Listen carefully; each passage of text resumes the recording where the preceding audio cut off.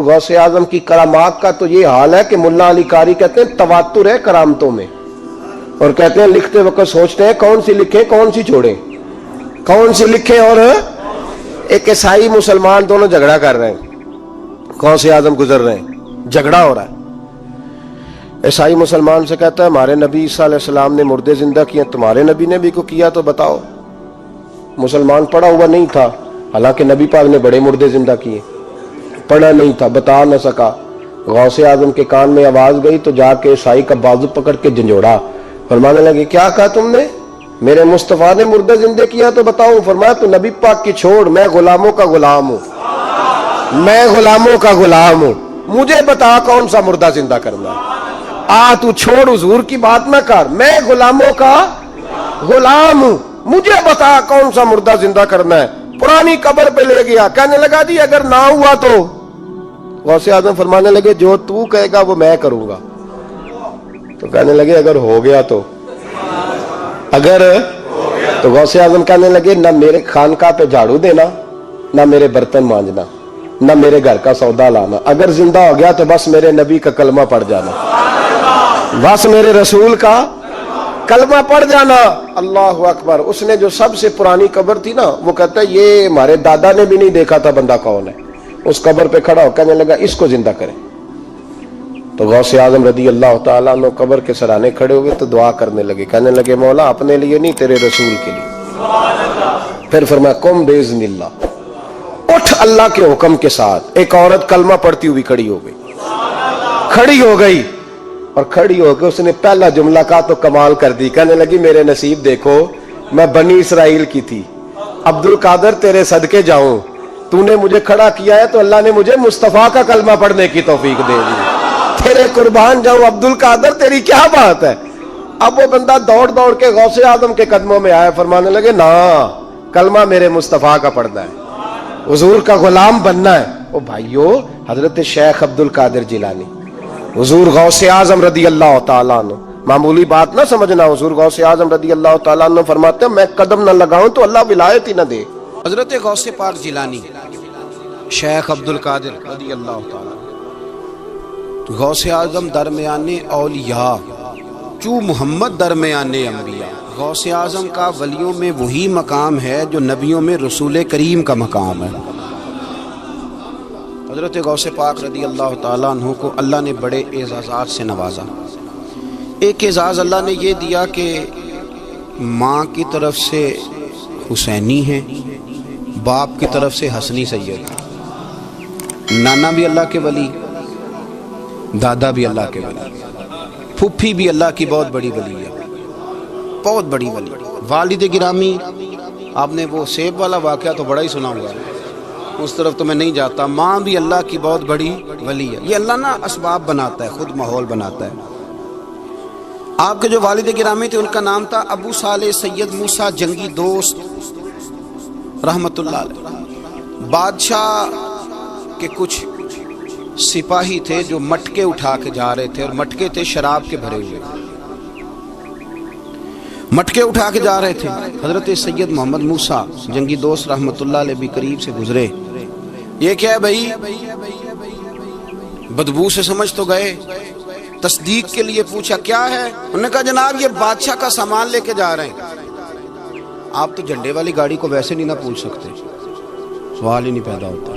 आप चूंकि जमहूरी लोग हैं, आपने तो बस दफ्तर बनाना है, जब इलेक्शन होगा ना अपने दरवाजे के सामने सारे मोहल्ले से लड़ाई लेनी है कि वोट मेरे आके दें। फिर ठीक 1.5 महीने के बाद सजदा साफ भी कर जाते हैं, बंदा गलत सी मैंने पता ही नहीं लगा। तो ये पहले सोचना तो थोड़ा सा ऐसे ही बिला वजह इलेक्शन तो रोज़ कभी कभी आएगा, तो हमने एक जगह तो रोज़ रहना, एक दूसरों से झगड़े करना और माज़ अल्लाह ताला गीबतें करना, इज्जतें उछालना, ये मुसलमान का शेवा नहीं है। हजरत गौसे पाक के वालिद ने पूछा क्या लेके जा रहे। बादशाह का सामान है जी। हाथ में डंडा था, 3 मटके थे शराब के भरे हुए, जोर से एक एक डंडा मटकों पे मारा तो मटके उनके सरों पे टूट गए। बादशाह सलामत, हम सारे तकरीबन बादशाह सलामत होते हैं, ये किसी की जुर्रत है मतलब मेरे घर के मामले में मुदाखलत करे। और फिर बादशाह हो। लोगों ने जाके बड़ी गिबतें की, बड़ी बड़ी कहानियां सुनाई। उसने तो तोड़ दिया जी मटके आपके। نے کوئی حال نہیں چھوڑا. تو بادشاہ کہنے لگا بلاؤ سید موسیٰ پاک جنگی دوست رحمت اللہ علیہ کو بلا لیا. تو کہنے لگے بادشاہ تمہیں پتہ تھا مٹکے کس کے ہیں؟ آپ فرمانے لگے پتہ تھا مجھے. کہا کیوں توڑے؟ فرمایا اس لیے توڑے کہ مجھے تیرے اوپر رحم آ گیا تھا. تو اگر شراب پیے گا تو دوزخ میں جلے گا. مجھے رحم آیا تھا میں نے توڑ ڈالے. تو کہنے لگا آپ کون ہیں؟ تو آپ فرمانے لگے میں محتسب ہوں، میری حساب کتاب لینے کی ڈیوٹی ہے. محتسب ہوں، غلط آدمی کا حساب کروں گا. تو بادشاہ کہنے لگا کس نے ڈیوٹی لگائی آپ کی؟ فرمانے لگے میری ڈیوٹی میرے رب کریم نے لگائی ہے، میری ڈیوٹی اللہ نے لگائی ہے. تأمرون بالمعروف وتنہون عن المنکر، مسلمان کے ذمے ہے اچھائی کا حکم دے گا، برائی سے روکے. یہ ذمہ داری ہے میری، اللہ نے ڈیوٹی لگائی ہے. بادشاہ پہ اتنا روب طاری ہوا کہ کہنے لگا حضور آپ کی بڑی مہربانی، آپ نے یہ کام کیا. کہنے لگا جناب اگر آپ اجازت دیں تو میں بھی آپ کو محتسب نہ بنا دوں، آپ میرے وزیر بن جائیں. کوئی بندہ اس طرح کا کام کرے تو اسے روکیں. تو آپ فرمانے لگے نہیں، تو اپنی نوکری سنبھال کے رکھ، جسے اللہ ڈیوٹی پہ لگائے اسے پھر بندوں کی ڈیوٹیاں نہیں کرنی چاہیے. یہ اعزاز اللہ نے انہیں دیا، یہ شان رب کریم نے عطا فرمائی. ان کے صاحبزادے تھے حضرت غوث پاک جیلانی رضی اللہ تعالی عنہ. اللہ تعالیٰ نے جب کسی شخص سے کام لینا ہوتا ہے تو اللہ اس کے لیے اسباب بھی خود ہی پیدا کر دیتا ہے.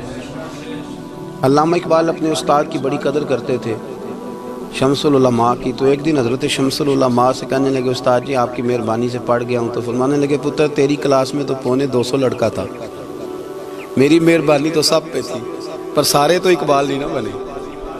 فرمانے لگے تیرے اندر بھی کوئی خوبی تھی، اس کی وجہ سے اللہ نے تجھے یہ اعزاز، کوئی تھی کوئی چیز تیرے اندر. اللہ تعالیٰ جب کسی بندے کو نوازتا ہے نا تو بندہ بھی محنت کرتا ہے، لیکن اس کی محنت سے زیادہ اللہ کے فضل کا دخل ہوتا ہے. تو بندے کئی دفعہ کہنے لگ جاتے ہیں بڑی مشقت کی، بڑی محنت کی، کچھ بھی نہیں ہوتا. زیادہ اللہ کے فضل کا انحصار ہوتا ہے. رب جیسے چاہتا ہے ویسے فیصلے دیتا ہے. آپ فرماتے ہیں کہ میں چھوٹا سا تھا، والد انتقال کر گئے، والدہ تھی میری اور ہم 2 بھائی تھے. فرماتے ہیں بچے کھیلنے کے لیے نکلے تو میں بھی ان کے پیچھے کھیلنے نکل گیا.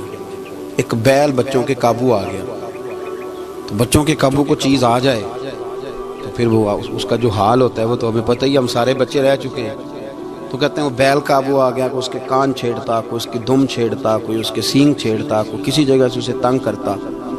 مختلف بچے اس کو نا دم سے پکڑ کے ہلاتے، بیل بھاگتا. حضور غوث پاک فرماتے میں بھی آگے بڑھا اور میں نے جب اس کی دم پکڑ کے ہلائی تو بیل نے میری طرف منہ کیا اور کہنے لگا عبد القادر تو نانا ایسے کر، بول کے کہنے لگا تو نانا ایسے کر، تجھے رب نے ان کاموں کے لیے پیدا نہیں فرمایا.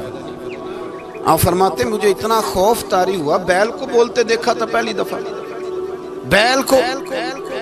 اب میرے سنی کو بھی دلیلوں کی ضرورت ہوتی ہے، دلیل نہ دیں، کسی بزرگ کی بات سنائیں تو سنی بھی تھوڑا تھوڑا دائیں بائیں دیکھتا ہے. یہ شور ایسا ہوا ہے نا، پراپوگنڈا ایسا. میں حدیث پاک سنا دیتا ہوں. رسول کریم صلی اللہ تعالیٰ علیہ وآلہ وسلم فرماتے ہیں ایک شخص نے بیل پہ سواری کر لی تھی. بیل سواری کے لیے نہیں پیدا کیا گیا، سواری کے لیے اونٹ ہیں، خچر ہیں، گھوڑے ہیں، گدھے ہیں. بیل کھیتی باڑی کے لیے. اس شخص نے جب بیل پہ سواری کی تو بیل پیچھے مڑ کے دیکھنے لگا اور کہنے لگا یار تو بڑا بے وقوف ہے. بول کے کہنے لگا مجھے اللہ نے سواری کے لیے نہیں پیدا کیا، میرے سے وہ کام لے جس لیے میں پیدا کیا گیا ہوں. تو بندہ ڈر گیا، کہنے لگا بڑی حیرانگی والی بات نہیں کہ بیل بولتا ہے. تو بیل پھر بول پڑا. کہنے لگا اس سے بھی زیادہ حیرانگی والی بات ہے. اس نے کہا وہ کیا؟ کہنے لگے مدینے میں نبی پاک آ گئے ہیں اور تو نے ابھی تک کلمہ ہی نہیں پڑھا. یہ اس سے بھی زیادہ حیرانگی والی بات ہے. جامع المعجزات میں حدیث موجود ہے، حضور آ گئے اور تو نے کلمہ ہی نہیں پڑھا. وہ شخص کہتا ہے میں سر پٹ دوڑا، جب آ کے سامنے کھڑا ہوا تو حضور مسکرائے، میں آجا پڑھ لے کلمہ، مجھے پتا ہے تجھے کس نے بھیجا ہے. اللہ والوں کی باتیں مان لیا کریں. میں بڑی ذمہ داری سے کہتا ہوں رب کریم کے کوئی بندوں کی بات کتاب و سنت کے خلاف نہیں ہوتی، وہی تو کتاب و سنت آگے پہنچانے والے ہوتے. تو حضور غوث پاک فرماتے ہیں میں وہ ڈر کے گھر آیا. جب گھر پہنچا تو میرے کانوں میں آواز آ رہی تھی لبیک اللہم لبیک لبیک لا شریک لک لبیک. فرماتے میں چھت پہ چڑھا اور میں نے جیلان میں اپنی چھت پہ کھڑے ہو کے دیکھا تو حج کے دن تھے، میری سیدھی نظر میدان عرفات پہ گئی. لوگ میدان عرفات میں بیٹھ کے لبیک لبیک پڑھ رہے تھے. پہلے میں وہاں سے ڈر کے آیا، پھر چھت سے ڈر کے نیچے اترا، ماں کو ساری بات بتائی. تو کہتی میری ماں کہنے لگی بیٹے جب تو پیدا ہونے والا تھا تو مجھے بڑی بشارتیں ملتی. فرماتے ہیں ماں نے نا کھولا بکسا صندوق تو 80 دینار نکالے. فرمایا پتر تم 2 بھائی ہو اور تمہارا باپ کل جاگیر 80 دینار چھوڑ گیا. 80 40 تمہارے 40 تمہارے بھائی کے. فرمایا بیٹا ایک بات کا خیال رکھنا، میں عورت ہوں، تمہارا باپ کوئی نہیں، بھائی چھوٹا ہے، میں پیچھے نہیں آ سکتا. یہ 40 دینار لے جا اور جا بغداد چلا جا کے تعلیم حاصل کر. بیٹے میں پہنچ نہیں سکتی، خیال رکھنا. غوث پاک فرماتے ہیں 12 سال میں نے تعلیم حاصل کی یارو، میں نے پتے بھی کھائے اور خود آپ کا فرمان موجود ہے. فرماتے ہیں ایسی سختیاں بھی دیکھیں، ایسی سختیاں بھی دیکھیں کہ پتھروں اور پہاڑوں پہ گزرتی تو شاید پگھل جاتے، لیکن میں نے اپنے نبی کا دین پڑھا. اب تو پیر کے گھر میں جو پیدا ہوتا ہے وہ علم لدنی والا ہوتا ہے. میں تو صاحب دا پتر ہے، او خدا کے بندے صبر کر. اگر غوث پاک حسنی حسینی سید ہو کے باقاعدہ پھٹی پہ بیٹھ کے پڑھتے ہیں، تو کس پیر کا مرید ہو گیا جسے علم ہی کوئی نہیں، جو جاہل آدمی ہے؟ یہ ضروری ہے، علوم دینیاں ضروری ہیں، اس کے بغیر کام نہیں چلتا. اور غوث پاک رضی اللہ تعالیٰ عنہ کی آپ پوری زندگی پڑھ کے دیکھ لیں. غوث پاک تمام اولیاء کے امام ہیں ساری زندگی. غوث اعظم سے کسی نے پوچھا آپ نے سب سے زیادہ دین کا کام کس طرح کیا، تو فرماتے ہیں تقریر کے ذریعے. اب تقریر کرنے والا مولوی ہوتا ہے اور تویز دینے والا سبحان اللہ. غوث پاک رضی اللہ تعالیٰ عنہ فرماتے ہیں میں نے دین کا سارا کام کس ذریعے سے کیا ہے. ہفتے میں 3 جلسے کرتے تھے اور 70 ہزار کا مجمع ہوتا تھا اور بغیر لاؤڈ سپیکر کے تقریریں ہوتی تھیں. اور فرماتے ہیں جیسی سمجھ پہلے بندے کو آتی تھی ویسی آخری والے کو آتی تھی. لوگوں نے کہا حضور یہ کرم کیسے ہوا؟ فرمانے لگے میں نے جب تعلیم حاصل کر لی تو بولنا آتا ہی نہیں تھا، تو میں بڑا پریشان ایک دن سو گیا تو خواب میں رسول کریم کا دیدار نصیب ہوا. نے فرمایا تیری تو واز کیا کر، تیرے باز سے لوگوں کو فائدہ ہوگا. یا رسول اللہ میں اجمی بندہ ہوں، لوگوں کے سامنے کیسے بات کروں گا؟ تو حضور نے فرمایا منہ کھولنا ذرا. کہتے میں نے منہ کھولا تو محبوب نے 7 دفعہ لعاب دہن ڈالا میرے منہ میں. آپ فرماتے ہیں پھر بولتا میں تھا، اثر کوئی اور پیدا کر دیتا. حضور غوث پاک رضی اللہ تعالیٰ عنہ نے 40 سال دین کا کام کیا. صبح کے وقت فقہ کا درس دیتے تھے فجر کے بعد، کچھ دیر کر ناشتہ کرتے سو جاتے، پھر آ کے مدرسے میں پڑھاتے باقاعدہ بچوں کو. غوث پاک رضی اللہ تعالیٰ عنہ کی سیرت پر آپ ساری کتابیں پڑھ لیں، ساری کتابیں لو. میں نے بھی بڑا ہی دعویٰ کر دیا، یعنی ساری کتابیں جتنی اب تک چھپی ہوئی ہیں ساری پڑھ لو، کہیں نہیں ملے گا کہ ہم غوث پاک کے آستانے پہ گئے. غوث پاک کسی بندے نے یہ نہیں کہا ہم غوث پاک کے آستانے پہ گئے، غوث پاک کے دربار پہ گئے. سب نے یہی لکھا ہے کہ ہم حضور غوث پاک کے مدرسے میں گئے. ہمارے نا مدرسوں میں سبق تقسیم ہوتے ہیں، سال جب شروع ہوتا ہے نا تو سبق تقسیم ہوتے ہیں. ہمارے مدرسے میں بھی تقسیم کرتے ہیں ہمارے مولانا. آپ حدیث پاک پڑھائیں گے، فلانا استاد منطق پڑھائے گا، فلانا فلسفہ پڑھائے گا، فلانا یہ سبق تقسیم ہوتا ہے، فلانا قرآن، فلانا حدیث، فلاں فقہ.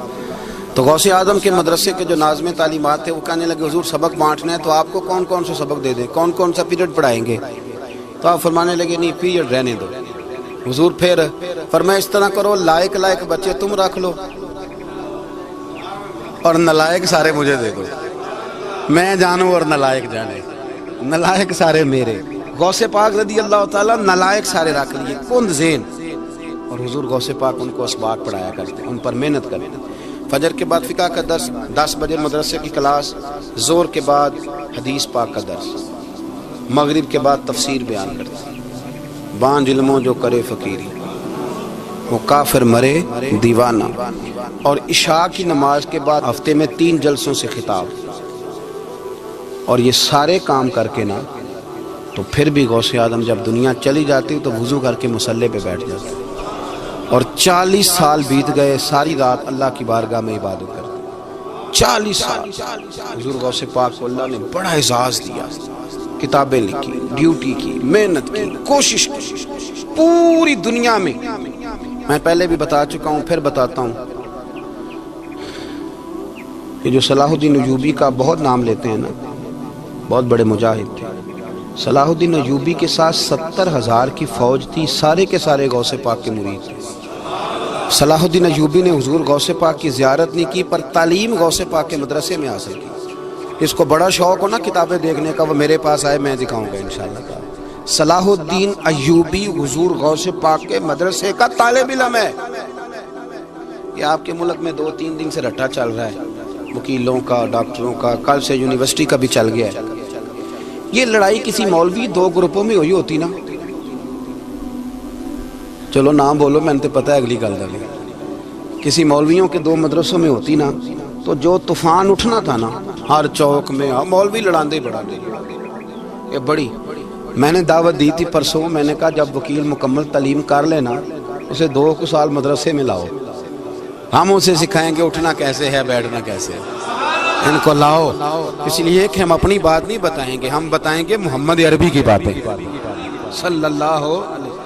مہربانی کرو، مجھے کوئی شکوہ نہیں ان سے کوئی کسی قسم کا، اس لیے کہ ہمارے ملک میں نا احتجاج کا کلچر پروموٹ کیا گیا، ہم نے یہ ماحول بنا کے دیا ہے سڑک بلاک کرنے کا۔ یہ ہمارے قریب ایک گاؤں ہے تو روز ڈکیتیاں ہوتی تھی، بچہ بھی قتل، پولیس والے سنتے ہی نہیں تھے، ان بیچاروں نے روڈ بلاک کیا تو سب صحیح ہو گیا، اسی وقت سارا کچھ ہو گیا، اب پہرے داری بھی لگتی ہے، اب جناب چوکیاں بھی قائم ہو گئی، سب کچھ ہو رہا ہے، مزاج بنا دیا ہم نے۔ یہ عدم برداشت ہے، یہ کلچر خطرناک ہے، یہ کلچر تباہ کرے گا۔ وکیل کوئی غیر نہیں، ہمارے اپنے بھائی ہیں، کون ہے وہ؟ ڈاکٹر کون ہے؟ ہمارے اپنے۔ یہ جو بچے یونیورسٹی میں لڑے کون ہے؟ ہمارے اپنے۔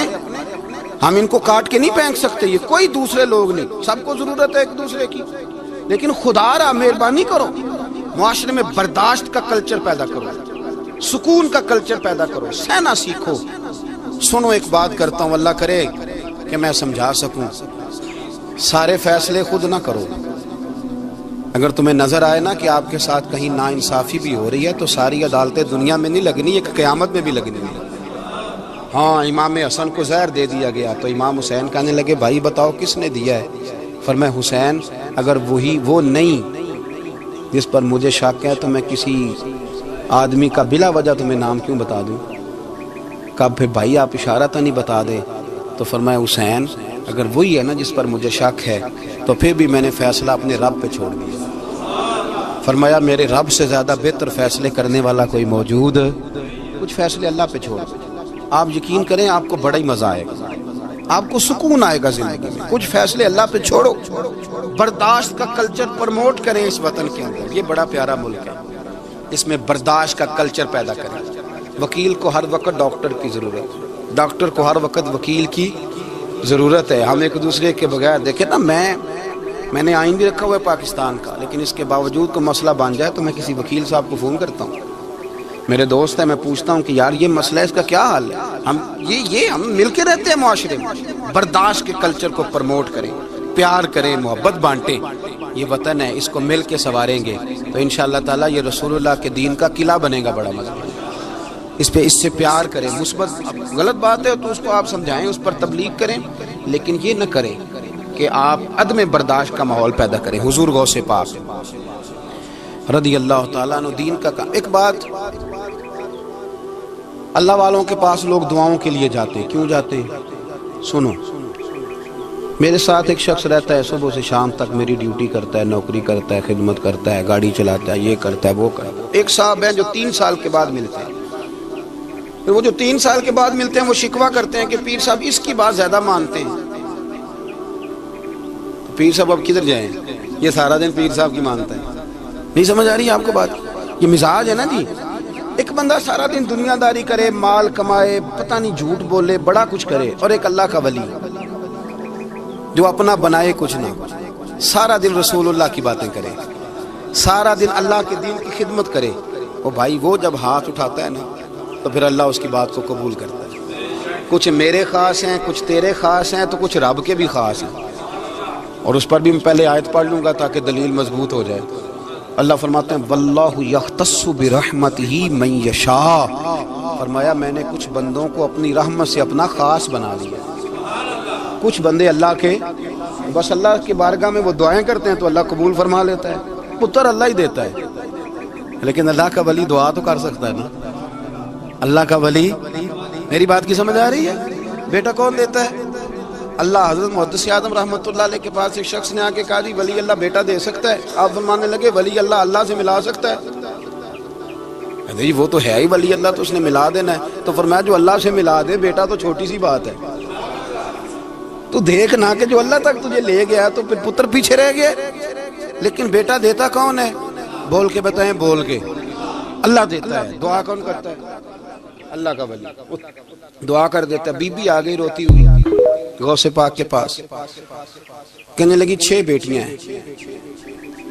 خامد اور سسر کہتے ہیں کہ 7ویں بھی بیٹی ہوئی تو طلاق دے دیں گے. تھوڑا سا اگر بندہ مالدار بھی ہو تو پھر وہ ہمارا دماغ جہاں مرضی چلتا ہے نا. یہ جہالت آج بھی بہت ساری جگہوں پہ پائی جاتی ہے. تہذیب سکھاتی ہے جینے کا سلیقہ, تعلیم سے جاہل کی جہالت نہیں جاتی. تو رو پڑی. حضور غوث پاک رضی اللہ تعالیٰ عنہ نے بلایا اس کے شوہر کو بھی اور سسر کو بھی. فرمایا یہ دیکھ, یہ تو اللہ کے کام ہے, جس کو چاہے بیٹیاں دے, جس کو چاہے بیٹے دے. تو جو نہیں مانتے پھر غوث پاک کی بھی نہیں مانتے. انہوں نے کہا جی نہیں دی, میں تو نکاح کروں گا. چلے گئے تو غوث پاک کی بارگاہ میں وہ بیٹی اور اس کا باپ اور اس کی ماں پھر آئے, کہنے لگے حضور مہربانی فرمائیں. پھر اللہ کے ولیوں کے پاس ایک قوت ہوتی ہے جس کا نام مصلح ہے. مصلح بہت بڑی طاقت, بہت بڑی. حضور نے فرمایا دعا صلاح المومن, فرمایا دعا مومن کا ہتھیار ہے. یہ مومن جب ہاتھ اٹھاتا ہے تو پھر عرش کا مالک دروازے کھول دیتا ہے کرم کے. حضور غوث پاک نے مصلح بچھا لیا اور رو پڑے, کہنے لگے مالک کریم, اس بی بی کے دل میں کس نے بات ڈالی تھی کہ عبد القادر کے دروازے پہ جا. دیکھیں منانے کا انداز, منانا آتا ہے نا. اللہ کس نے اس کے دل میں بات ڈالی کہ عبد القادر کے دروازے جا, کس نے ڈالی؟ اور مالک اگر تو نہیں ڈالی تھی تو کیا تو اب اپنے عبد القادر کو رسوا کرے گا؟ اگر تو نہیں بھیجا ہے کہ ادھر جا تو اب تو رسوا کرے گا؟ حضور غوث پاک رضی اللہ تعالیٰ نے دعا مانگ کے چہرے پہ ہاتھ پھیرے, بچی کے سر پہ ہاتھ رکھا, فرمانے لگے پتر جا, مجھے امید ہے اللہ نے 6 بیٹیاں دی ہیں تو 7 بیٹے بھی عطا فرمائے گا. تو بی بی کہتی ہے پھر رب نے فضل فرمایا اور 7 ہی بیٹے عطا فرمائے. پھر 7 ہی بیٹے رب کریم نے دیے. تو جو اللہ کی مان تھا پھر اللہ بھی اس کی. تو اس میں اختلاف کی کیا بات ہے؟ یہ سادی سی بات ہے. ایک بغداد کا سوداگر تھا, بڑا مالدار تھا. ایک دن اس نے بغداد کے سارے علماء اور مشائخ کی دعوت پکائی تو غوث پاک کے پاس بھی آیا. کہنے لگا حضور شام کا کھانا ہے. آپ نے اس کا چہرہ دیکھا تو وہ رو پڑا. کہنے لگا بغداد کے پیر انکار نہ کرنا. آپ نے فرمایا تو جا, میں آؤں گا. شاگرد مرید کہنے لگے حضرت جی آپ بڑی مشغولیت تھی شام کو. فرمایا اتنا بڑا آدمی جب رو پڑتا ہے تو لگتا ہے بڑا مجبور ہے, چلیں گے. شام کو جب اس کے دروازے پہ گئے تو کھانا بھی اس نے چنا تو ساتھ اس نے ایک ٹوکرا, ایک صندوق بھی لا کے رکھا, اوپر سے خالی.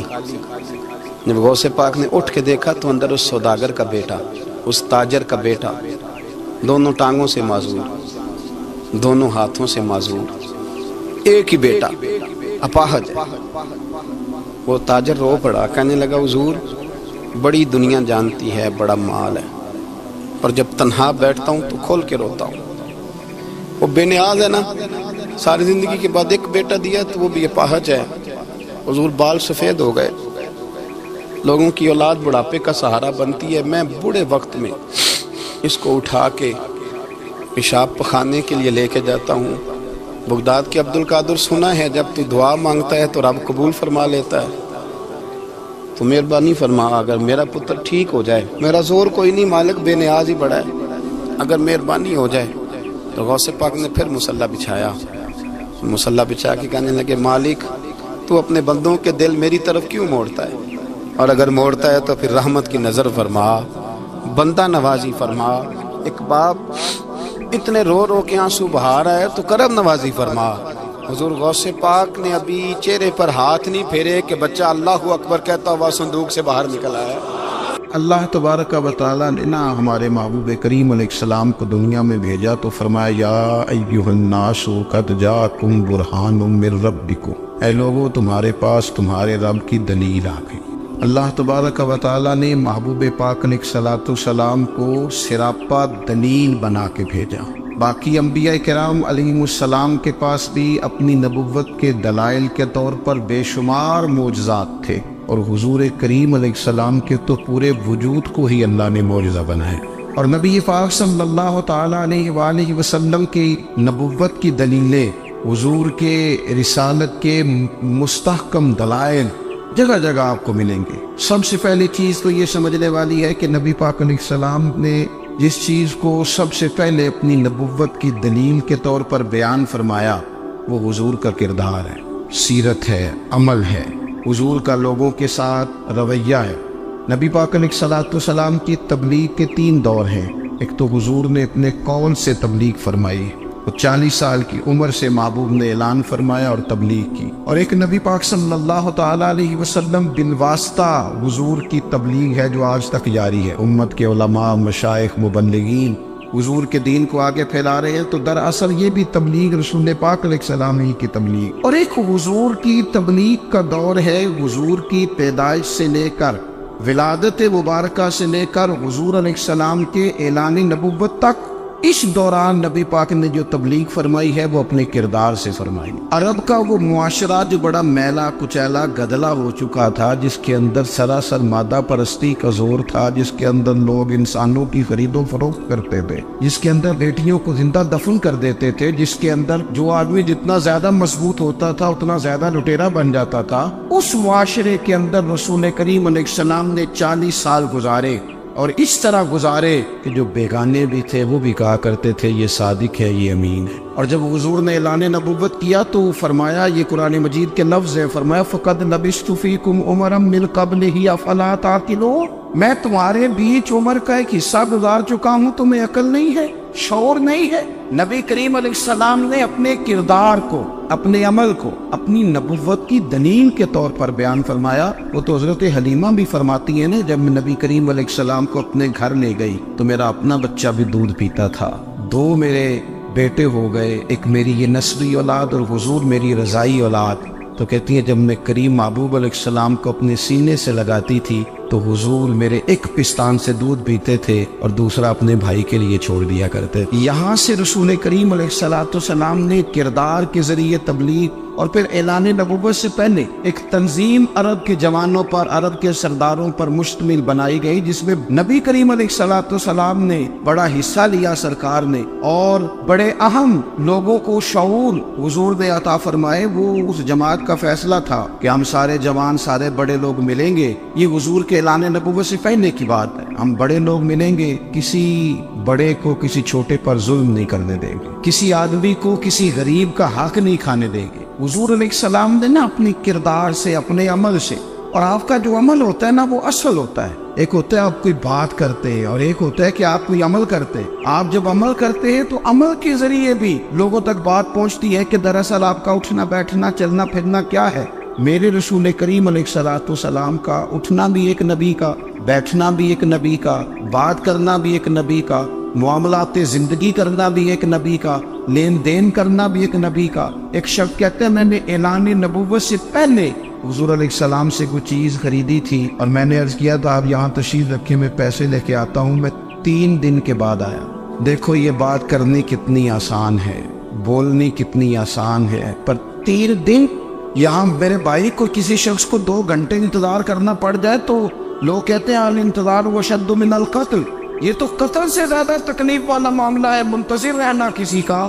کہتے 3 دن کے بعد میں آیا تو میرے رسول کریم وہیں تشریف فرما، بس اتنا فرمایا یار تم نے مجھے بڑی تکلیف میں ڈال دیا، 3 دن ہو گئے یہاں رکے ہوئے۔ تو حضور نے اپنے کردار کو، اپنے عمل کو، اپنے معاملات کو سب سے پہلے اپنی نبوت کی دلیل کے طور پر پیش کیا۔ اسی نے کیا خوب کہا تھا کہ جو تیری جان کے دشمن ہے وہ بھی کہتے ہیں، بظاہر تو آئے ہیں نا ہجرت کی رات جان لینے، لیکن امانتیں حضور کے گھر میں رکھی ہوئی ہیں، امانتیں کاشانہ نور پہ پڑی ہے۔ وہ جو تیری جان کے دشمن ہے وہ بھی کہتے ہیں کہ امین تو ہے اور صداقت کی آبرو تو ہے۔ تو پہلے کردار، پھر دوسری بات، اللہ تعالیٰ نے اپنے محبوب علیہ السلام کو اپنا مطلق نائب بنا کر، اپنا محبوب اعظم بنا کر، ویسے ہی سارے انسانوں کے بارے میں کہا وَإِذْ قَالَ رَبُّكَ لِلْمَلَائِكَةِ إِنِّي جَاعِلٌ فِي الْأَرْضِ خَلِيفَةً، میں زمین میں اپنا نائب بنانے والا ہوں۔ لیکن حضور علیہ السلام تو محبوب ہے نا، حضور کی نیابت تو محبوبیت کے درجے پر فائز ہے،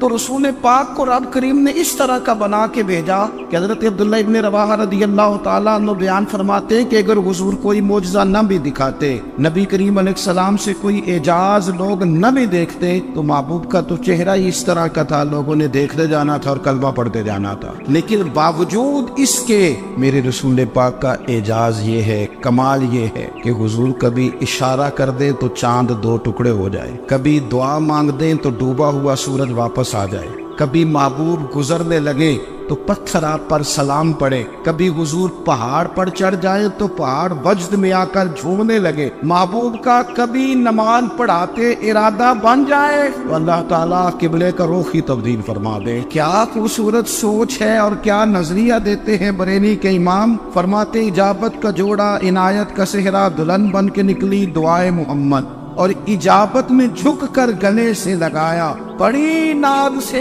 جب دعائے محمد، دیکھو خدا کی رضا چاہتے ہیں، دو عالم خدا چاہتا ہے رضائے محمد صلی اللہ تعالی علیہ وسلم۔ اور ایک مقام پہ فرماتے ہیں نائب دست قدرت پہ لاکھوں سلام، نائب دست قدرت پہ لاکھوں سلام۔ تو اللہ تعالیٰ نے نبی پاک صلی اللہ تعالی وسلم کو جو اعجاز۔ پھر ایک اور بات، حضور امی ہے، دنیا میں آ کر محبوب نے کسی سے پڑھا ہی نہیں، میرے محبوب نے جتنا پڑھا ہے رب کریم سے ہی پڑھا ہے۔ الرحمن علم القرآن خلق الانسان، رحمان نے قرآن سکھایا پھر انسان بنایا۔ اللہ تبارک و تعالیٰ کی بارگاہ کرم سے حضور نے لیا، رسول کریم امی ہے، یہ بھی حضور کی نبوت پر ایک بڑی دلیل۔ دیکھو ایک ہوتا ہے کوئی آدمی بچپن سے کسی چیز سے شغف رکھے اور جب اس کی عمر بڑی ہو جائے تو کہتے ہیں اس کا تجربہ بڑا ہو گیا، یہ پہلے کچھ شعر کہتا تھا، کوئی ادبی جملہ کہتا تھا، تو اب اس کی یہ کام کرتے کرتے عمر بڑی ہو گئی ہے تو رسوخ حاصل ہو گیا۔ 40 سال کی عمر مبارک تک نبی کریم نے ایک شعر بھی نہیں کہا، حضور علیہ الصلوۃ والسلام نے کبھی کوئی ایسی بات، ویسے تو حضور کی ہر بات حکمت والی، لیکن جس کو عرب کے لوگ اپنے لہجے میں شاعری یا اپنے لہجے میں ادب کہتے تھے وہ حضور نے بیان نہیں فرمایا۔ لیکن جب 40 سال کی عمر میں اعلان نبوت کیا تو پھر بڑے بڑے فصیح و بلیغ، بڑے بڑے سیانے طفیل بن عمر کہتے ہیں کہ اس شخص کو بھی میں نے دیکھا جسے بڑا ناز تھا اپنی فصاحت اور بلاغت پر، اور جب وہ حضور کے پاس آیا اور اس نے آ کے کچھ باتیں کی تو محبوب خاموشی سے سنتے رہے، اور جب وہ چپ کر گیا تو میرے کریم نے صرف سورہ فاتحہ پڑھی، کبھی اٹھتا تھا، کبھی بیٹھتا تھا، کبھی غور کرتا تھا، کبھی دائیں جاتا تھا، کبھی بائیں جاتا تھا، پھر کہنے لگا بتاؤ نا کلام کس کا ہے؟ فرمایا اس رب کا، اس رب کا، اس رب کا جس کا میں رسول بن کے آیا ہوں۔ نبی کریم صلی اللہ تعالی علیہ وسلم امی ہے، لیکن حضور نے کائنات کے رازوں سے پردے ہٹا دیے، نبی کریم نے جینے کے سلیقے بتا دیے، حضور نے ہر شخص کو اس کے مقصد حیات سے آگاہ کر دیا، نبی کریم علیہ السلام نے وہ فلسفہ حیات بیان کیا کہ لوگوں کو صرف جینے میں مزہ نہیں آیا، مرنے میں بھی مزہ آنے لگا، لوگ آگے بڑھ بڑھ کے جانیں پیش کرنے لگے، اپنی اولادیں قربان کر، جو فلسفیوں سے کھل نہ سکا اور نکتہ بروں سے حل نہ ہوا، وہ راز ایک طیبہ والے نے بتلا دیا چند اشاروں میں۔ محبوب کریم امی ہیں، لیکن حضور نے اس طرح دنیا کو سکھایا، اس طرح دنیا کو پڑھایا، اس طرح حضور نے علم کے چراغ اور دیپ روشن کیے کہ قیامت تک جسے روشنی ملے گی نا اسے صرف دروازہ مصطفیٰ سے ملے گی، اسے رسول کریم علیہ السلام کے در دولت سے ملے۔ کچھ لوگوں نے کہا کہ اپنے پاس سے آیات بنا کے لاتے، اپنے گھر میں بیٹھ کے دعوے کر لینا تو کوئی مشکل کام نہیں نہ ہوتا، سارے لوگ ہی کر لیتے، بلکہ وہ ہمارے ایک بزرگ کہا کرتے تھے خیالی پلاؤ پکائیے کہ ہو کدے بھی کاٹ نہ پائیے، کیونکہ کون سا پیسوں کا ڈالنا ہے، وہ زیادہ ڈالے ہم اور زیادہ ڈالے۔ بہت سارے لوگ ہیں آج بھی، کچھ لبرل ہیں بیچارے، کچھ دین بیزار طبقہ ہے، وہ کہتے ہیں جناب ہمیں تو جدید باتیں بتائیں، ہمیں تو نئے اسلوب کے مطابق لے کے چلے، ہمیں تو او بھائی سن، میرے نبی پاک علیہ السلام نے فرمایا میرا قرآن کبھی پرانا نہیں ہو، اسے پڑھ کے دیکھ، اس کی جدت کا حسن دیکھ، یہ تو کھلا ہوا باغ ہے، تو ایک دفعہ اس کے قریب آئے گا تو خوشبو ملے گی، دوسری دفعہ آئے گا تو اس سے زیادہ تازی ملے گی، ایک دفعہ پھل کھائے گا تو مزیدار ہوگا، دوسرا کھائے گا ہو سکتا ہے شکل ملتی جلتی ہو لیکن ذائقہ بڑا نرالا ہوگا۔ تو تو صحیح نا، جب کچھ لوگوں نے کہا یہ خود سے بنا کے آیات لاتے ہیں تو فرمایا وَإِن كُنتُمْ فِي رَيْبٍ مِّمَّا نَزَّلْنَا عَلَىٰ عَبْدِنَا فَأْتُوا بِسُورَةٍ، اگر تمہیں کوئی شک ہے اس میں جو ہم نے اپنے بندہ خاص میں نازل کیا ہے تو تم بھی اس جیسی ایک آیت بنا کے لاؤ۔ اور چلو چیلنج کھلا دے دیا، فرما وَادْعُوا شُهَدَاءَكُم مِّن دُونِ اللَّهِ، اللہ اور اللہ والوں کو چھوڑ دو، تفسیری ترجمہ عرض کر رہا ہوں، یعنی صحابہ کو چھوڑ دو، حضور کے ماننے والوں کو چھوڑ دو، باقی ساری دنیا کے کافر اکٹھے ہو جاؤ، ایک آیت بس قرآن جیسی لے کے آؤ، ایک آیت لے کے آؤ، ان کو تم صادقین، اگر تم سچے ہو۔ جوانوں سنو، کہا ایک آیت، اور یہ چیلنج آج تک قرآن مجید کا موجود ہے، آج تک وَإِن كُنتُمْ فِي رَيْبٍ مِّمَّا نَزَّلْنَا عَلَىٰ عَبْدِنَا فَأْتُوا بِسُورَةٍ مِّن مِّثْلِهِ، تم قرآن کے مقابلے کی ایک صورت لے کے آؤ اور سارے حمایتی اکٹھے کر لو اپنے، ان کنتم صادقین، اگر تم سچے ہو۔ جواب تو ادھر سے آنا تھا نا، لیکن کائنات کے رب نے جواب بھی خود دیا، فرمایا فَإِن لَّمْ تَفْعَلُوا وَلَن تَفْعَلُوا، اگر تم نہ لا سکے، اور فرمایا تم لا سکتے بھی نہیں، نہ خنجر اٹھے گا نہ تلوار تم سے، یہ بازو میرے آزمائے ہوئے، وَلَن تَفْعَلُوا، تم لا بھی نہیں سکتے، فَاتَّقُوا النَّارَ الَّتِي وَقُودُهَا النَّاسُ وَالْحِجَارَةُ، پھر اس آگ سے ڈر جاؤ جس کا ایندھن آدمی اور پتھر ہے، اُعِدَّتْ لِلْكَافِرِينَ، بنائی کافروں کے لیے، مومنوں کے لیے تو رب نے جنت بنائی ہے، اُعِدَّتْ لِلْكَافِرِينَ، یہ دوزخ اللہ نے کن کے لیے بنائی ہے؟ اُعِدَّتْ لِلْكَافِرِينَ، کہتا ہے کافر کے لیے بنایا۔ تو اللہ تبارک و تعالیٰ نے میرے رسول پاک صلی اللہ تعالیٰ علیہ وسلم کو وہ کتاب عطا فرمائی، اور پھر حضور کی فصاحت و بلاغت، معرفت، دیکھو ایک ہوتا ہے گھنٹوں باتیں کرنا، ایک ہوتا ہے کئی والیم پر مشتمل، کئی جلدوں پر مشتمل کتب کا لکھنا، اور ایک ہوتا ہے کسی بندے کا ایک بات کرنا اور سامنے والے کی طبیعت کو اتنا جگا دینا کہ اگلی بات فوراً ہی اس کی سمجھ میں آ جائے۔ اور حضور نہ کسی کی انا کو نہیں جگاتے، ہم بعض اوقات کسی سے خطاب کرتے ہیں، بات کرتے ہیں تو سامنے والے کی انا کو جگا دیتے ہیں، ٹھیس پہنچاتے ہیں، وہ کہتا ہے چل کر تگڑا ہو جائے میں بھی آیا۔ حضور انا نہیں جگاتے تھے، میرے نبی پاک ضمیر جگاتے تھے تاکہ وہ شخص فیض حاصل کر سکے، اسے کچھ ملے۔ نبی کریم کا جو انداز تکلم ہے وہ اس طرح کا ہوتا تھا کہ انسان خود بخود کھل اٹھتا تھا کہ مطلب یہ بات ہونے کیا لگی ہے، مطلب حضور کیا فرمانے لگے۔ نبی کریم صلی اللہ تعالی علیہ وسلم، ایک دن محبوب کریم نے صحابہ کے دیے حضور کی فصاحت و بلاغت دیکھے، فرمایا محبوب نے کتنا نادان ہے وہ شخص جو اپنے ماں باپ کو گالی دے۔ کھلی ہو گئی لوگوں کی آنکھیں، کان کھڑے ہو گئے کہ یا رسول اللہ کون ایسا بدبخت ہے جو ماں باپ کو گالی دے کر۔ اب جب سوالات ذہنی سطح پر پوری طور پر ابھر گئے نا، اب رسول کریم نے بات سمجھائی، یہ ہے فصاحت و بلاغت، تیرے آگے ہے یوں دبے نچے۔ فصحا عرب کے بڑے بڑے، کوئی جان منہ میں زبان نہیں بلکہ جسم میں جان نہیں۔ یا رسول اللہ کون ایسا نالائق ہے جو ماں باپ کو گالی دے؟ اب جب ذہنی سطح یہاں تک ابھر آئی تو اب حضور نے سمجھایا، اور میں جب تم کسی کے ماں باپ کو گالی دو گے نا تو وہ بھی تو جواب میں تمہارے ماں باپ کو دے گا نا، تو فی نفس ہی یہ تم نے خود ظلم کیا ہے اپنے ماں باپ۔ کیوں تم نے ایسا لہجہ اختیار کیا کہ جس سے سامنے والے کی انا جاگ جائے اور وہ تمہارے مقابلے میں آ کر کے کھڑا ہو جائے؟ کیوں تم نے اس طرح کے انداز اختیار کیے کہ جس سے سامنے والا بھی سارے پنجے کھڑے کر کے باہر نکل آیا کہ آ جاؤ پھر میں بھی میدان میں حاضر ہوں؟ رسول کریم کی فصاحت بلاغت دیکھیں نا، حضور 2-4 جملوں میں ساری بات سمجھا جاتے ہیں۔ ایک حدیث پاک اگر ہماری سمجھ میں آ جائے، ایک روایت، نبی پاک صلی اللہ تعالی علیہ وسلم نے فرمایا خوبصورت مسلمان وہ ہے جو بے مقصد باتوں کو چھوڑ دے۔ لو اس سے پوری زندگی سجائی جا سکتی ہے، ایک جملے سے، کوئی لمبی چوڑی باتوں میں جانے کی ضرورت نہیں۔ کہا خوبصورت مسلمان یہ ہے جو بے مقصد باتوں کو چھوڑ دے، لا یعنی باتوں کو، کیا کہتے ہیں ہمارے دیہات کے لوگ، جڑے پنڈ جانا نہیں اودا راہ پوچھنے دی، لیکن آج کل لوگ باز آندے یعنی جس بات کا بالکل تعلق نہیں نا وہ بات بھی کرتے جاتے، جس کا شعبہ ہی نہیں وہ بھی چھلانگ لگا کے اس میں آ جاتا ہے۔ ہم اپنا وقت ضائع کرتے، اپنی صلاحیتیں ضائع کرتے، اپنا نقصان کرتے، ہم اپنا کام صحیح کر کے نہیں کرتے اور دوسری ساری دنیا کو ٹھیک کرنا چاہتے ہیں۔ او بھائی آپ جس جگہ جس شعبے سے تعلق رکھتے ہیں آپ اپنے معاملات میں مضبوطی پیدا کریں۔ حضور نے اپنی فصاحت کے ساتھ بلاغت کے ساتھ لوگوں کو قائل کیا، اور قرآن مجید کی تاثیر کا یہ اثر میرے کریم رسول نے دکھایا کہ رات کو جب حضور بیٹھ کے قرآن پاک پڑھتے تھے، جب یاسین والے نبی خود یاسین کی تلاوت کریں، جب طٰہٰ والے محبوب خود طٰہٰ کی تلاوت کریں، غور کرو نا، جب مدثر والے محبوب خود ان جملوں کو ادا کریں، یعنی جن کے بارے میں آیت آئی ہے جب وہی یہ آیت پڑھیں کہ انا اعطیناک الکوثر، یعنی جن کا ذکر ہو رہا ہے جب وہ یہ بات کرے کہ یا ایھا النبی انا ارسلناک شاہدا ومبشرا ونذیرا لتؤمنوا باللہ ورسولہ وتعزروہ وتوقروہ وتسبحوہ بکرۃ واصیلا، جن کے بارے میں آیت آئی ہے جب وہ یہ کہہ رہے ہوں کہ ورفعنا لک ذکرک، جب وہ کہہ رہے ہوں والضحیٰ واللیل اذا سجا، ذرا اس کیفیت کو دیکھیں جب محبوب خود پڑھ رہے اور جو حضور پر آئی ہے اس کا ذائقہ، اس کا لطف، اس کا انداز، بھلا کیا ہوگا؟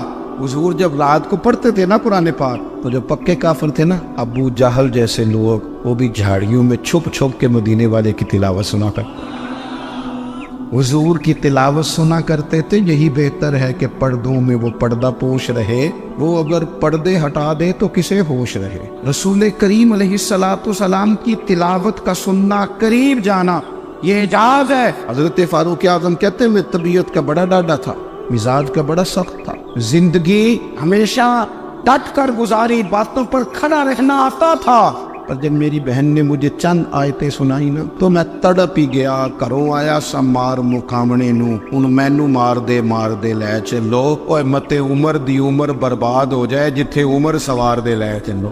یہ اعجاز ہے رسول کریم صلی اللہ تعالی علیہ وسلم پر نازل ہونے والی کتاب کا۔ پھر حضور نے خبریں دی، نبی پاک نے خبریں دی۔ حضور نے فرمایا روم فتح ہوگا، وہ ہوا۔ نبی کریم علیہ السلام نے فرمایا شام فتح ہوگا، تو شام فتح ہوا۔ فرمایا ایران فتح ہوگا، تو ایران فتح ہوا۔ سراقہ بن مالک کہتے ایک گاؤں پر بھی مسلمانوں کی حکومت نہیں تھی، ایک گاؤں پر حضور مکہ مکرمہ سے نکل رہے تھے، مدینہ طیبہ تشریف لے جا رہے تھے، ابھی راستے میں تھے، میں 100 سرخ اونٹوں کے لالچ میں معاذ اللہ حضور کو گرفتار کرنے پہنچ گیا۔ محبوب نے حکم دیا، حضور کا معجزہ میں نے آنکھوں سے دیکھا، میرا گھوڑا زمین میں دھستا چلا گیا، میں نے معافی مانگی، حضور نے معاف کر دیا۔ میں نے سمجھا اچانک ہو گیا ہے، یہ منوانا بھی بڑا مشکل کام ہے۔ شجر و حجر پہچان گئے، انسان کی نظروں میں شاکی رہا۔ یہ کچھ ایسے لوگ ہیں جن کو منوانا توبہ توبہ، ماننے کو تیار نہیں، دیکھ دیکھ کے بھی ماننے کو تیار ہے نہیں، ماننے کو تیار ہے نہیں۔ کہتے ہیں کہ میں نے پھر چاہا آگے بڑھنا تو پھر زمین کے اندر میرے گھوڑے کے پیر دھنسنے لگے، پھر معافی مانگی۔ کریم تیرے معاف کرنے کی ادا پہ بھی قربان جائے۔ یہ نہیں فرمایا کہ تو بار بار یوں ہی کرتا ہے، فرمایا معافی مانگتا ہے، جا میں نے معاف کیا۔ کہتے ہیں 3 دفعہ میں آگے بڑھا، 3 دفعہ حضور نے معاف کیا تو مسکرا کے فرمانے لگے تو یہاں مجھے گرفتار کرنے آیا ہے، وہ کیسر روم کا علاقہ فتح ہوگا۔ وہ کنگن جو پہنتا ہے نا ہاتھوں میں، بادشاہ کے کنگن معروف ہیں، وہ تیرے ہاتھوں میں آئیں گے۔ اللہ کرے آپ سمجھے، یہ جو لوگ ڈری ڈری سہمی اور ہمارے بچے مایوسی کی معاذ اللہ باتیں کرتے ہیں، وہ دیکھیں حضور کس طرح کی گفتگو فرماتے۔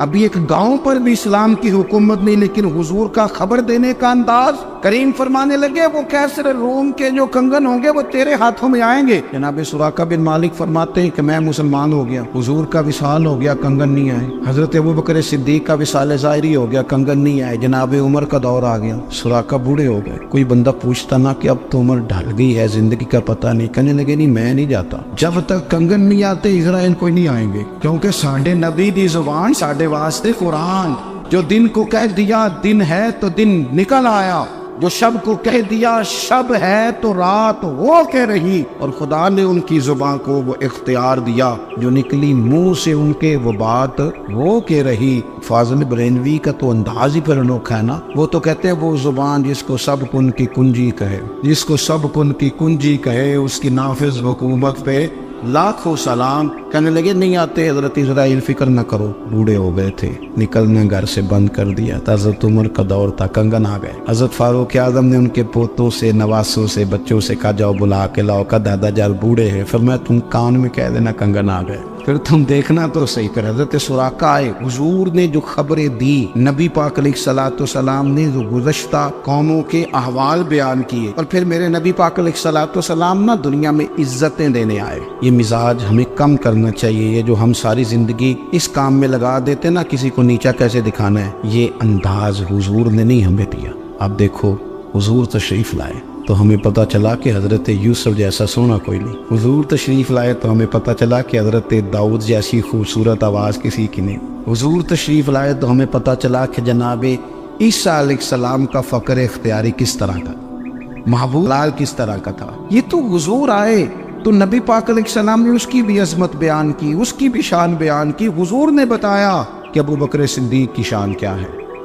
فاروق اعظم کا مرتبہ کیا ہے، عثمان غنی کی حیا کیا ہے، مولا علی کی شجاعت کیا ہے، اہل بیت نبوت کی عظمت کیا ہے۔ حضور آئے عزتیں دینے، ماں کو عزت دی مدینے والے رسول، کہا جس کا باپ راضی ہو گیا اس کا رب راضی ہو گیا۔ فرمایا جو 2 بیٹیاں 3 بیٹیاں 4 بیٹی بہنیں یا 1 بیٹی یا بہن بیاہ کے آ گیا نا، اس طرح میری 2 انگلیاں جڑی ہوئی ہیں، میرے ساتھ جڑ کے جنت میں جائے گا۔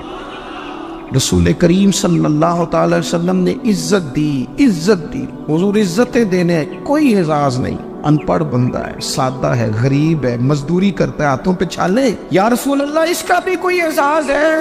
قربان جائیں، میرے کریم نے عزت دی، فرمایا محنت کر کے روزی کمانے والا تو اللہ کا دوست ہے، یہ اینٹیں اٹھانے والا، یہ مشقتیں کرنے والا، یہ صبح دیہڑی پہ جانے والا، یہ بیچارہ جو اچار سے روٹی کھاتا ہے، تو نے ہر شخص کی قسمت میں یہ عزت لکھی اور آخری خطبے کی صورت میں وصیت لکھی۔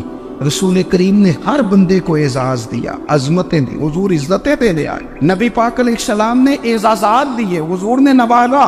یہ ساری چیزیں میرے رسول پاک کی تشریح، اور پھر جو حضور کے صحابہ اور اہل بیت ہے نا، یہ بھی میرے نبی پاک کی نبوت کی دلیل ہے۔ جنگی انقلاب آیا نہیں کرتے، وہ کل تک جو راہزن تھے حضور نے راہبر بنا دی۔ وہ لوگ جو کل تک ایک دوسرے کے گلے کاٹ کے کھاتے تھے، ایک دوسرے کو مارتے تھے، تکلیف پہنچاتے تھے، برادری ازم پہ لڑتے تھے، حضور نے بھائی بھائی بنا دیے۔ ایک پلیٹ میں کھانا کھانے لگے سیدنا بلال حبشی، صہیب رومی، سلمان فارسی، حضور نے یوں کر کے ملا دیا۔ نبی کریم علیہ السلام نے تقسیمیں ختم کر دی دنیا۔ حضور کے صحابہ نے اپنا کردار، اللہم صلی علی سیدنا و مولانا محمد بقدر حسنہ و جمالہ و جودہ و نوالہ و صحبہ و آلہ۔ اللہم صلی علی سیدنا و مولانا محمد معدن الجود والکرم و آلہ و صحبہ و بارک وسلم۔ یا ارحم الراحمین، یا ارحم الراحمین، یا قاضی الحاجات، یا مجیب الدعوات، یا حلال المشکلات، یا دافع البلیات، یا مسبب الاسباب، یا قاضی الحاجات، یا رحمان یا اللہ، یا کریم یا اللہ، یا ستار یا اللہ، یا غفار یا اللہ، یا کریم یا اللہ، یا عزیز یا اللہ، یا ستار یا اللہ۔ اے ہمارے پروردگار، 10 سال پورے ہو گئے، خدا بندہ ایک چھوٹا سا پیغام تھا، تو نے فضل فرما دیا۔ اے اللہ، ہم پلٹ کر جب دیکھتے ہیں تو 1% بھی ہم اس قابل نہیں کہ تیرے دین کی کوئی بات کر سکیں، کوئی پیغام دے سکیں۔ اللہ، کئی سالوں سے یہ دوست صبح کی نیند چھوڑ کے یہاں حاضر ہوتے رہے، مائیں، بہنیں، بچیاں، بوڑھے، بچے۔ اے اللہ، بندوبست کرنے والے سب سے پہلے آتے رہے۔ خدا بندہ تیرے قرآن مجید کو پڑھا ہے، ہم کمزور تھے، بس تیری دی ہوئی توفیق سے پڑھا ہے۔ خدا بندہ ان میں سے ایک بات بھی تجھے پسند آئی ہے تو ہمیں معاف فرما دے، ہم سے درگزر فرما، ہمارے حال پہ رحمت فرما۔ رمضان آیا تھا، پھر بیت رہا ہے، اللہ ہماری کمزوریاں، ہماری کوتاہیاں پھر ایک دفعہ پیش نظر ہیں۔ اے عرش و فرش کے مالک، برے ضرور ہیں، کمزور ضرور ہیں، گناہگار ضرور ہیں، پر تو ہمارے دلوں کے حال جانتا ہے، ہم تیرے غدار نہیں ہیں۔ اے اللہ، ہم صحیح ہونا چاہتے ہیں، ہماری نیتیں بھی ٹھیک ہیں، ارادے بھی ٹھیک ہیں، عمل میں کمزوری ہے، ہم پر ایک رحمت کی نظر کر دے، ہم پر ایک رحمت کی نظر کر دے۔ اے مالک کریم، ایک نظر کرم سے دیکھ تو صحیح، یہاں غریب بھی بیٹھے ہیں، بوڑھے بھی بیٹھے ہیں، مجبور بھی بیٹھے ہیں، کئی رو رو کے تیری بارگاہ میں فریاد کرنے والے بیٹھے ہیں۔ اے اللہ، بھول ضرور جاتے ہیں پر بندے تو تیرے ہیں، پھٹک ضرور جاتے ہیں پر غلام تو تیرے محبوب کے ہیں۔ ہمارے حال پہ رحمت فرما، اللہ ہمیں معاف فرما دے، اللہ ہم سے حساب نہ پوچھیو، اللہ ہمیں بغیر حساب معاف فرما دے، اللہ ہمیں بغیر حساب کے معاف فرما دے، اللہ ہم سے درگزر کرنا۔ جب قیامت کے دن ازل کا بازار لگے، اللہ ہم سے درگزر فرمانا، ہماری پردہ پوشی فرمانا۔ اگر ہمیں عزت دی ہے تو عزتوں پہ دوام دینا، اللہ ہمیں ذلتوں سے محفوظ رکھنا۔ عرش و فرش کے مالک، میں تو نے بہت ساری نعمتیں نہ بغیر مانگنے کے دی ہیں۔ ہم کمزور تھے، تو نے صحت دی، ہم کمزور تھے، تو نے اولاد کی نعمت دی، پھولوں کی طرح کے خوبصورت بچے دیے، اے اللہ تو نے ہمیں وفادار قسم کے دوست دیے، اے اللہ پیار کرنے والے ساتھی دیے، ٹوٹ کر چاہنے والے دیے، اے اللہ تو نے بغیر مانگے ہمیں نیک صالح استاد دیے، بزرگ دیے، شیخ دیے، اے اللہ بغیر کسی لالچ کے پالنے والا باپ دیا، شفقت کے بازو پھیلانے والی ماں دی۔ ہم تیرا شکر ادا نہیں کر سکے، اللہ ہمیں شکر کی توفیق عطا فرما دے، اللہ ہمیں شکر کی توفیق عطا فرما دے، اللہ ہمیں شکر کی توفیق عطا فرما دے۔ اللہ اگر ہم بھول جائیں تو ہم سے درگزر فرما، اے اللہ ہمارے حال پہ رحمت فرما۔ میں صبح دیکھتا رہا کس طرح بوڑھی مائیں گاڑیوں میں بیٹھ کے آتی ہیں، بہنیں گاڑیوں میں بیٹھ کے آتی ہیں۔ اللہ ان بیچاریوں کے کئی دکھ بھی ہیں، ان کی کئی تکلیفیں بھی ہیں، کہ کئی جگہ آزمائش کا شکار۔ ایک بزرگ فون کر کے کہہ رہے تھے بیٹی بڑی پریشان ہے، اللہ کریم سب پہ اپنا فضل فرما دے، ہم دنیا کے دھتکارے ہوئے تیرے دروازے پہ آ کے بیٹھ جاتے ہیں، ہماری مدد فرما، ہمیں لوگوں کا محتاج نہ فرما۔ اے اللہ یہ بوڑھے بیمار لوگ جو صبح چل کے تیرے اور تیرے محبوب کی رضا کے لیے آتے رہے، ان کے قدموں کو قبول فرمانا، ان کی کوششوں کو قبول فرمانا۔ اللہ معذور بزرگ بیچارے لاٹھیوں کے سہارے یہاں تک پہنچ کر تیرے دین کی بات سنتے رہے، ان کے حال پہ کرم فرما، ان پہ رحمت فرما، ہم سے درگزر فرما، ہمارے ساتھ معافی والا معاملہ فرما۔ اے اللہ مائیں بہنیں بچیاں بیچاری اللہ شوق سے ذوق سے آتی رہی، خداوندہ ان کے دکھ دور فرما دے، ان کو آزمائشوں سے نکال دے۔ جو بیچاریاں اولاد کے لیے روتی ہیں اور کہتی ہیں ایک بیٹی ہی مل جائے حال میں رہنے کے قابل ہو جاؤں، اللہ ان پہ رحم فرما دے۔ جو جس حال میں پریشان ہے اس کی مدد فرما دے۔ تیرے محبوب کی امت بڑی پریشان ہے، اے اللہ ختم قرآن کا موقع ہے، رمضان کی جاتی ہوئی گھڑیاں ہیں، اے اللہ پوری دنیا میں رسول اللہ کے غلاموں کا خون بہ رہا ہے، اے اللہ اتنی بڑی دنیا میں برما کے مجبوروں کو رہنے کو جگہ نہیں مل رہی، سالوں بیت گئے، کشمیر کی بچیاں روتی ہیں، اللہ ان کی مائیں پکارتی ہیں، پاکستان کی سڑکوں پہ روز خون بہتا ہے۔ ہم نے بڑی بڑی کوشش کر کے بڑے بڑے لوگوں کے وعدوں پہ اعتبار کیا، اے اللہ اب تو ہماری مدد فرما، ہماری مدد فرما، غریبوں کی مدد فرما، یتیموں کی مدد فرما، اے اللہ جو سڑکوں پہ جھونپڑیوں میں ہیں ان کی مدد فرما، اے اللہ جو بیچارے چھاپڑی فروش ہیں ان کی مدد فرما، جہاں جوان بچیاں ہیں ان کی مدد فرما، اے اللہ غریبوں کی مدد فرما، مجبوروں کی مدد فرما، اے اللہ تنگ دست لوگوں کی مدد فرما، بیماروں کو شفا دے دے، مقروضوں کو قرضوں سے رہا کر دے، تنگ دستوں کو وسعت دے دے۔ ہمارے وہ مشائخ، ہمارے وہ بزرگ انہوں نے ہمیں یہاں تک پہنچایا، ان کی قبروں پہ رحمتوں کا نزول فرما، ان پہ کرم نوازیاں فرما۔ جن کے عزیزوں رشتہ داروں میں سے کوئی دنیا سے چلا گیا ہے، اللہ جن کے ماں باپ رخصت ہو گئے ان کی قبریں نور سے بھر دے، رحمت سے بھر دے۔ ربنا اغفر لی ولوالدی وللمؤمنین یوم یقوم الحساب۔ اے اللہ زندگی میں جب موت کا وقت آئے نا تو ہمیں کلمے کی توفیق عطا فرمانا، ہمیں بے ایمانی کی موت سے محفوظ رکھنا، ایماندار مارنا ہمیں، اللہ ہماری آخرت کی منزلوں پہ اپنا فضل رکھنا، ہم سے سختی صاحب نہ لینا۔ اے اللہ بس خار ہیں، بدکار ہیں، ڈوبے ہوئے ذلت میں کچھ بھی ہیں، مولا تیرے محبوب کی امت سے رب اغفر وارحم انت خیر الراحمین وصلی اللہ تعالی علی حبیبہ سیدنا و مولانا محمد۔